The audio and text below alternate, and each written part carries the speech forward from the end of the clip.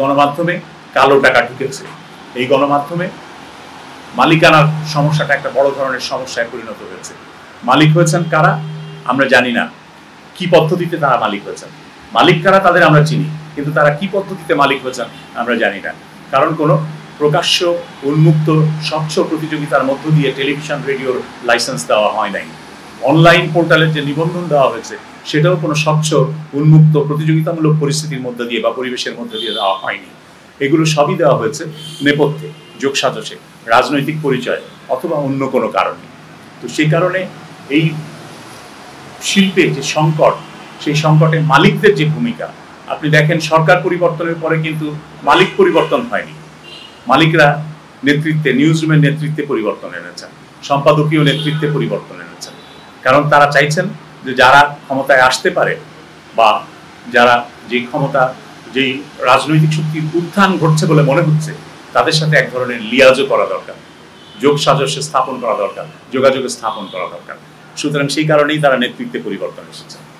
কিন্তু এই মালিকদের কাউকে ঘোষণা দিতে হয়নি যে তার যে তিনি যে গণমাধ্যমে বিনিয়োগ করছেন সেই বিনিয়োগের উৎস কি, সেই বিনিয়োগ কি কর প্রদেয় টাকা না কর দেওয়া হয়নি এরকম টাকা, এরকম কোনো কিছুই বলা হয়নি।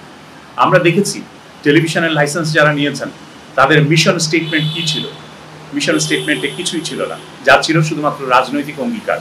আমি আওয়ামী লীগ করি বা আমি আওয়ামী লীগের আদর্শ প্রচার করতে চাই, আমি সরকারের ডিজিটাল ভিশনকে তুলে ধরতে চাই, সে কারণে আমি টেলিভিশন চ্যানেল চাই, এরকমই আবেদনপত্র ছিল। সেখানে জনস্বার্থের কোনো বিষয় ছিল না।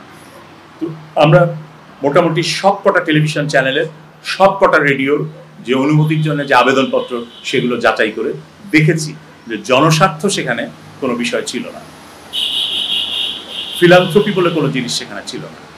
সেই কারণে এখন যারা এই টেলিভিশনের মালিকানায় আছেন, বড় বড় সংবাদপত্রের মালিকানায় আছেন, তাদের মালিকানার মধ্যে জনগণের স্বার্থ কতটুকু প্রতিফলিত হচ্ছে তাদের মালিকানায় পরিচালিত প্রতিষ্ঠানে, সেটা একটা বড় প্রশ্ন। কারণ তাদের কোনো জবাবদিহিতা নাই। আমরা গণমাধ্যম থেকে রাজনীতিকদের জবাবদিহিতা চাইছি, আমরা আমলাদের জবাবদিহিতা চাইছি, কিন্তু গণমাধ্যমের জবাবদিহিতা কোথায়? একটা পত্রিকা আর একটা পত্রিকার বিরুদ্ধে বলছে, পত্রিকার মালিকের বিরুদ্ধে রিপোর্ট করছে, তার জবাবদিহি কোথায়? এই রিপোর্টটা কি জনস্বার্থ সম্পর্কিত না একেবারেই ব্যক্তিগত স্বার্থ সম্পর্কিত? এসব প্রশ্ন আমরা বিবেচনা করে দেখেছি।